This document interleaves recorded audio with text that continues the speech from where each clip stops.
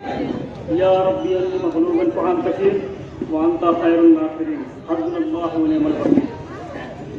मेरे अजीज साथियों और दोस्तों और बुजुर्ग, अस्सलाम वालेकुम रहमतुल्लाहि व बरकातुहू। मैं हाशिम रज़ा मोहम्मद इस्राइल। मेरे वालिद मुझसे कहा करते थे कि खिदमत खल्क़ का जो सबसे अच्छा प्लेटफॉर्म है वो सियासत।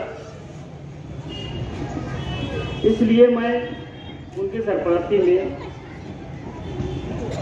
सियासत में सरगर्म हुआ और मैं पहले राष्ट्रवादी कांग्रेस पार्टी का युवा नायब सदर बना।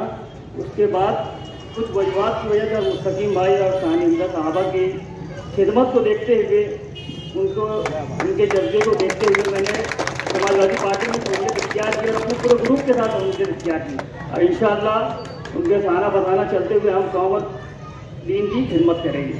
अस्सलाम वालेकुम। प्रोग्राम का होना कहीं न कहीं निहाली सोच वालों को, ये निहाल साहब के वर्करों को ये ऐसा ही महसूस होता है जिस तरह अपने घर में रहती।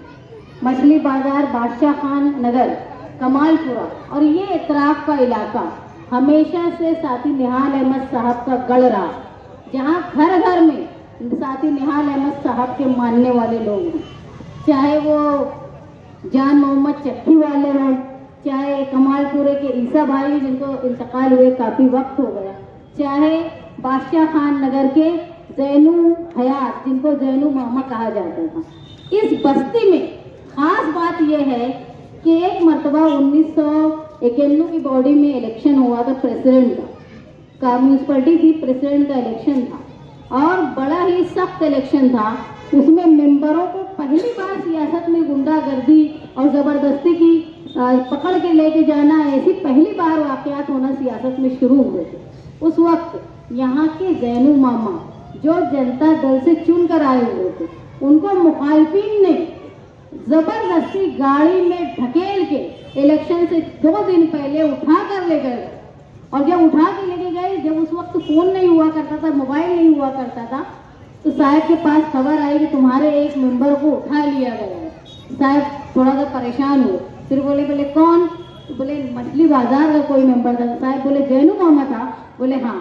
बोले वो कोई भी उसको उठा कर लेके जाए, लेकिन उस बस्ती में ईमानदारी वफादारी है, वो इलेक्शन में आएगा और वो अपने साथियों के साथ ही रहेगा, ये यकीन था साथी निहाल अहमद साहब का। और जब इलेक्शन का वक्त आया, हॉल में जैनू मामा आए, जिनके भी साथ वो 2 दिन अपना वक्त जबरदस्ती में बिताए होंगे, लेकिन आने के बाद उन्होंने यही बोला कि मेरी वोट मेरी पार्टी जनता दल के साथ है। जिनके साथ वो गए थे वो हैरान थे कि ऐसे वर्कर है निहाल साहब को। साहब ये बोले थे ये मेरा एक वर्कर है, ये भी एक कमाल है, और वो बादशाह खान नगर का है, ये भी एक कमाल है। मुझे उम्मीद है कि यहाँ के लोग कभी हमारे खिलाफ नहीं जाएंगे। वफादारी इस इलाके में बसी रसी बसी है। जब मुझे मालूम पड़ा कि हाशिम रज़ा साहब हम लोगों के साथ शमूलियत अख्तियार कर रहे हैं, तो पहले मैं उनको ये बता दूं कि तुम जहाँ थे वहीं वापस आ रहे हो। तुम्हारे वालिद का सियासी जो इब्तिदा है वो जनता दल से शुरू हुई थी, साथी निहाल अहमद साहब के साथ शुरू हुई थी। जब यहाँ 1996 की बॉडी में इलेक्शन हुआ और यहाँ जनता दल के उम्मीदवार चुन के आने के बाद उन्होंने इस्तीफा दिया, तो लोग साहब के पास आ रहे थे कि किसको उम्मीदवार बनाना, बाय इलेक्शन हो रहा था। तो ये इस्राइल मेंबर साहब जो थे, ये साहब के पास नहीं आए थे टिकट मांगने, साहब ने लोगों को इस्राइल मेंबर के पास भेजा था कि तुम इलेक्शन लड़ोगे। मुझे याद है साहब बताया करते थे, पार्टी ऑफिस की दुआई रोड पर इस्राइल मेंबर को इधर इलाके के मेंबरों ने लोगों ने लेकर आए और वो पूछा उनसे तो साहब बोले कि मैं तुमको इलेक्शन लड़वाना चाहता हूँ। तो इस्राइल भाई ने ये कहा था कि मेरा तजुर्बा नहीं है इलेक्शन लड़ने का। तो साहब ने बोला था मुझको यकीन है कि तुम इलेक्शन लड़ोगे भी, इलेक्शन जीतोगे भी और मछली बाजार और आसपास के इलाकों का चेहरा मेहरा तुम बदल दो। ये यकीन था और उसी यकीन पर उन्होंने काम किया। वो इलेक्शन जीते, लड़े नहीं, जीते और एक लंबी लीड से इलेक्शन जीता उन्होंने। उसके बाद उन्होंने इस इलाके की बाजार को तब्दील करने का काम किया और उसकी सतह को, उसके मेयार को बुलंद किया। इसलिए मैं हाशिम रज़ा को ये बोलूँगी कि आप जो है वो इधर उधर से आए हुए नहीं, आपकी बुनियादी जो सियासी आपके घराने की पहचान है वो साथी निहाल अहमद के साथ, और मैं ये बोलूंगी इनके घर वापस।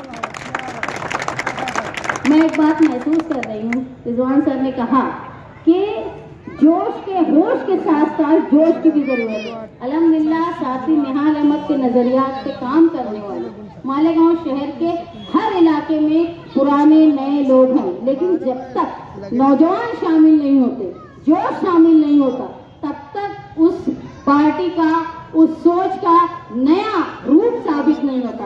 हमारे लिए बहुत खुशी की बात है जहां हमारे साथ एहतशाम बेकरी वाले हैं, जहां हमारे साथ इस्माइल प्लम्बर हैं, फैजान वगैरह लोग हैं, वहीं हमारे साथ आज हाशिम रजा हमारे साथ शामिल हो रहे हैं। मैं अब बोलूंगी कि दिल्ली के, मुंबई के आसिम के साथ हमारे पास मछली बाजार का हाशिम भी अक्सर है। मालेगांव शहर में कुछ दिनों से मैं अखबार में पढ़ रही हूँ कि एक खुफिया मीटिंग हाईवे पर हुई। ये जो खुफिया मीटिंग, दो सियासी जो शहर में सियासी दुश्मन माने जाते हैं लेकिन खुफिया मीटिंग करते हैं, तो जो लोग सियासी शऊर मालेगांव में रखते हैं उनको मालूम है ये इनका जो है गंगा जमुना का जो संगम है ये आज से नहीं है। 1999 में जब साथी निहाल अहमद साहब को इलेक्शन हराया गया तो उस वक्त भी ये दो सियासी लोग मिलकर नायल साहब के साथ खिलाफ काम किया करते थे।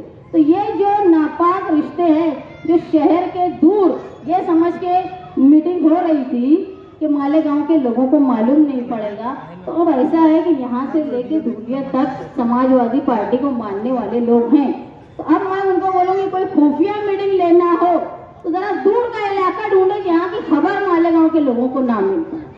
और क्या हुआ वहाँ पे, तो बावजूद जराये से मालूम पड़ा कि जहाँ कुछ लोग ये बोल कर सियासत में आते थे कि हम खानदानी सियासत के खिलाफ यहाँ हैं, वो खुद अपने नाकारा बच्चे को सियासत में लाना चाहते हैं और उसके लिए उनको चाहे दादा भूसे के पास जाना पड़े चाहे राष्ट्रवादी वालों के पास जाना पड़े, वो कहीं भी झुककर एक नाकारा को मालेगांव में दोबारा एक नाकारा को राइज करना चाहते, जिसकी बंधनवाड़ भी हो गया है कि 2.5 साल तुम्हारी घर का मेयर रहेगा और 2.5 साल मेरे घर का मेयर रहेगा। तो मालेगांव शहर के लोगों को इस बात पर गौर करना होगा, जो खड़े होकर स्टेज पे एक दूसरे की बुराई करते लेकिन जहाँ ठेकेदारी का बंदर बाट रहता ये एक हो जाते, जहाँ कारपोरेशन में लड़ाई इनकी अम्मा मेयर बनती तो वो चले जाते सपोर्ट करने के लिए। तो मालेगांव शहर को ये देखना होगा कि जो आवामी तौर पे दिखाते हैं हमारे अंदर दुश्मनी है, लेकिन ये प्राइवेट जगह पे छुप छुपा के ऐसी क्या मुलाकात करते हैं कि शहर से इनको दूर जाना पड़ता है। इसका खुलासा करना चाहिए ऐसे लोगों ने, और मालेगांव शहर के लोगों ने पूछना चाहिए कि आप क्या करने गए थे, कौन सी ऐसी बात थी जो शहर से दूर जाके करना पड़ी थी। इसको याद रखना चाहिए इलेक्शन के वक्त। मालेगांव शहर की आवाम ये भूली नहीं है कि जो ये 2-3 सालों में मालेगांव शहर ने देखा है कि जब इस सड़क से यात्रा गई, ऐसा कभी नहीं हुआ। यहाँ से मैं अपने बचपन से देखते आई हूँ, जब यात्री यहाँ से जाते थे तो वो अपनी गर्दन झुका के जाते थे और हमेशा से मालेगांव के अक़लियत के लोगों ने उनका इस्तेक़बाल किया है, उनको पानी के लिए पूछा है, उनको शरबत के लिए पूछा है। इसके बावजूद ऐसे हालात आए कि उन लोगों ने मालेगांव में आकर न सिर्फ नारेबाजी की, ऐसी नारेबाजी जो तज़लील थी मुसलमानों के लिए, उसके बावजूद हमने बर्दाश्त किया। रमजान के महीने में कई जगह ऐसे हुए, कई मस्जिदों में तरावी में रखना अंदाजी हुई, उसके बावजूद मुसलमानों ने इस बात को सब्र के साथ, बहुत बड़ा काम था, सब्र के साथ इसको कबूल किया। लेकिन शहर के नुमाइंदे, चाहे वो आजी एमएलए हो चाहे माजी एमएलए हो, किसी की हिम्मत नहीं हुई कि रथ यात्रा, ये यात्रा निकालने वालों ने जिस तरह की तोड़फोड़ और पथराव किया, नारेबाजी की, उनके खिलाफ एक जुमला भी किसी ने नहीं बोला। उस वक्त भी निहाली सोच के लोग, मुस्तकीम डिग्निटी और उस वक्त की जनता दल, उन्होंने उनके खिलाफ मुकदमा दायर किया, कोर्ट में खुद पार्टी बनी और पार्टी बनने पर जो लोगों ने इस तरह की हरकत की थी, डीजे वाले से लेके पत्थर मारने वाले तक, तकरीबन 1 महीना जेल में रहे। ये सब करने की क्या वजह थी कि आइंदा अगर इतने हौसले उनके बुलंद हो जाए कि वो पथराव करते हैं तोड़ फोड़ करते हैं, उसके बावजूद भी हमारी तरफ से अगर कोई सख्ती नहीं हुई, कोई नाराजगी नहीं दिखी, तो हो सकता है आने वाले वक्त में जो यात्री यहाँ से जाए वो इससे ज्यादा शरपसंदी करे। तो कहीं ना कहीं हमारा मिली और समाजी फर्ज बनता है कि खातियों को सजा मिलनी चाहिए। मैं यकीन रखती हूँ कि अब की जब यात्रा निकलेगी तो उनको ये याद रहेगा कि हमारे कुछ साथी 1 महीना जेल में रह चुके हैं। इसको जहाँ जुल्म हो, जब तुम जुल्म को बर्दाश्त करोगे, उसको बर्दाश्त करने के आदी हो जाओगे तो तुम्हारे ऊपर जुल्म होता रहेगा। इसलिए जहाँ तुम्हारे ऊपर जुल्म हो, हमारे दस्तूरी और कानूनी हक की मजबूती के साथ उसके खिलाफ मुखालफत करना चाहिए। लेकिन हमारे शहर का अलमिया ये हो गया है कि जब आहनत रसूल का मामला आता है, उस वक्त भी आप देखो कि एहतजाज करने वालों में कौन कौन सियासी लोग थे, जो मैयत में पहुंच जाते हैं, जो शादी में निकाह पढ़ाने पहुंच जाते हैं, जो गली कूचे में कुछ हो जाता है वहां पहुंच जाते हैं। फला ने ये रोड टूट गई, यहाँ गटर का पानी आया तो वहां खड़े होकर नमाज भी पढ़ने लगते हैं। लेकिन जब आहनत रसूल का मामला आया, जब हुजूर मोहम्मद सल्लल्लाहु अलैहि वसल्लम की शान में गुस्ताखी का मामला आया, उस वक्त ये कहीं एहतजाज करते हुए नजर नहीं आ गए। क्यों? क्योंकि पुलिस माई बाप का डर था।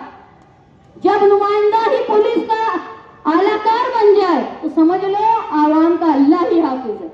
अगर तुमको हमारे ऊपर होने वाले जुल्म के खिलाफ, हमारे ऊपर होने वाले एहतजाज पर जुल्म होने के खिलाफ आवाज उठाना है तो जमहूरी हक से आवाज उठाने की काबिलियत सिर्फ निहाली सोच और समाजवादी के साथ है। मैं इस बात की बहुत खुश हूँ इस बात से कि नौजवान लोग, पढ़े लिखे लोग हमारे साथ शामिल हो रहे हैं।